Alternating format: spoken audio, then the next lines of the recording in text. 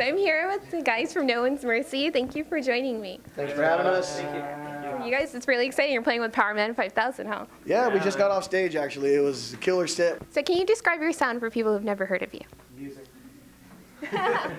Sounds like. That's an Alec question. What do we sound like? What do we sound like, Alec? Like a duck's fart on a cold winter night.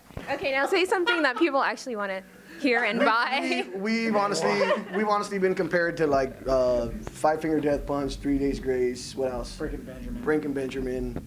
Can I throw one in there? Throw one in there. We remind me of Kill Switch Engage. Something about your playing, I don't know. I think Kill Switch sometimes. Most of our like C tunes. Melodic metal. Yeah. But Melodic metal is what we've been categorized as. Cool, yeah. You have really strong singing vocals, right? Yes, I Yeah. do. he gets Thank real you. serious. I do. I get serious. I'm like everybody. He's like It's hard Rod to have a Stewart. good time around. I am. I'm like Rod Stewart. I'm a lot like Rod Stewart. With more ass shaking. It's ridiculous. So I noticed that you guys have a lot of emotional lyrics in your song. Do you ever get emotional when you perform? I do. Especially with our song "Fight." I wrote that song for my stepfather, who 4 years ago now was in a car accident, and they told him he was never going to walk again.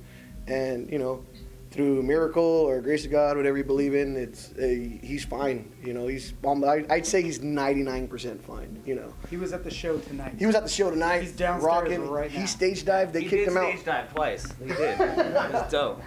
Yeah, but no. It's we tend to write from the heart. I tend to write what I'm, whether it's what I'm going through personally or what I know of certain friends that are going through stuff. I hear their story and I'll put it in the paper. And then we also tell stories, which this guy likes to do.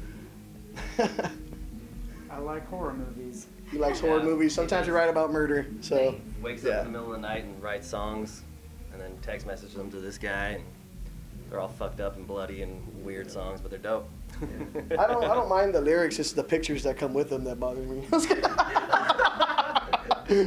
He writes I'm lyrics kidding. but includes Totally a dick pic. Okay. So you guys are frequents on the Sunset Strip. Can you give any advice to new bands who are starting up? Sorry, Josh. He's played here more times than us. This is about my 8th or 9th time playing here. You got to pay your dues, expect a few pay-to-plays, but you show up and you do your thing, they're bound to follow you. It's a lot of fun playing over here. It's hard work, but it's fun. Yeah. No, I think we've always gotten a good reception, whether or not we get, because we're from about 45 minutes away from here, so some of the shows we don't always get our local fans to come all the way out here to Hollywood, especially like on a Wednesday night like tonight, you know what I mean? But when we get randoms in the whiskey, we've always gotten really good reception. It seems like people come down to the stage and stuff, but we're still a new band ourselves, so to give advice is kind of hard. We're still paving our own path and, figuring it out ourselves, but it's just about hard work, I guess, and determination. Practice. Practice. We jam anywhere from when we're lucky, 2 to 4 nights a week. You know, we jam all the time. Josh is at the rehearsal studio.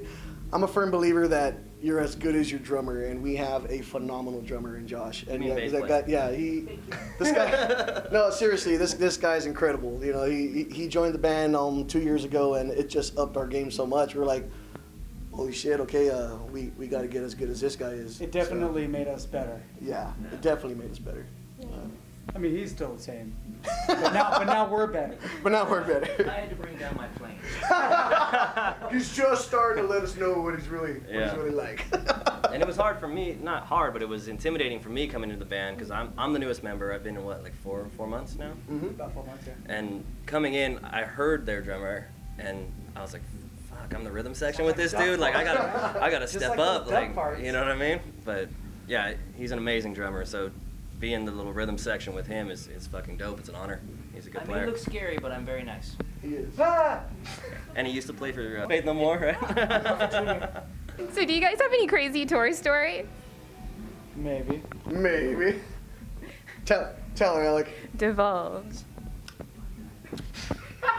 That's ridiculous. How's that Bud Light? Was it something? San Diego. What month was that in? What month was that in? On a cold winter night, we were playing a show at the House of Blues of San Diego. Also known as a whale's vagina. Thank you. You're welcome. And after our set was done, you know, we kind of hung out and partied a little bit. And myself, my little brother. That guy? Little brother? Hi, Danny. He's handsome. He's got a phone in his hand. It's me. Oh, no, it's Raj. It's Raj. It's Raj. He wasn't there. Oh, shit. Go. I'm offended. Okay, anyways. So we're all there chilling, having some drinks after the show. We watched the rest of the set. And we ended up going to a couple clubs and partying down there because we were staying at a hotel. And we head back to the hotel, and someone pushes the button to call the elevator up. And as soon as it gets there, doors open, dude is railing a chick against the glass. Head just banging against the glass. Turns back and goes, "Do you mind?" And we're like, "What the? Do we mind? You're fucking in an elevator." And what I didn't know is my buddy was pressing open the entire time. He kept So pressing the door open. kept staying, like, just doing this. And so the guy finally got angry. I'm like, "Just stop." And finally they went away. So, that's got to be the craziest thing so far. We've had some pretty good stories, but that one tops them all. I peed in a Sprite bottle on the way to Texas. He did. He peed in a Sprite bottle next to our drummer's wife. Yeah, I love you, babe. She puts up with a lot. She, So what was your first concert experience that you attended, and how has that affected your live performance? wow. Anyone wants to go? I'll go first. Alrighty, my first show that we went to. Yeah. My first show, I was a late bloomer. It was like 90 something. I was like maybe 11 or 12. I saw the second to last show that Oingo Boingo did for their farewell tour. I saw Oingo Boingo and it blew my mind. I was so young and naive. There was condoms floating around with balloons, and I'm like, "What are those?" And my aunt's like, "Balloons. Hit them," you know? And I was like, "That don't feel like a balloon, but whatever." You know? I was like, Hands off. so that was my first show, and seeing Danny Elfman on stage, and I'm so glad that I got, you know, even though it was all those years ago, I'm glad I got to see that guy on stage. He's an amazing performer live. So yeah, and just seeing him is, I knew, like, I'm not saying like I saw him and like, oh, that's what I want to do, but all these years later, you know, I still remember his stage presence, and I try to pull a little bit of that in any other band that I've ever seen together for what I do on stage. Yeah. Who's next? The first band I ever saw that I can remember was Three Dog Night, and I was like 5 years old. And it was at the Grape Harvest Festival in Rancho Cucamonga. And I remember going, "Some roller coasters I could be riding right now." But I'll stay. And I don't know. It didn't move me in any way, shape, or form. The first band that actually moved me live, No One's Mercy. not bowel movement. A bowel movement? Go ahead. One of the first, like, my most epic shows I've ever been to was Killswitch Engage at the Glass House. My mom and sister took me to see Rod Stewart.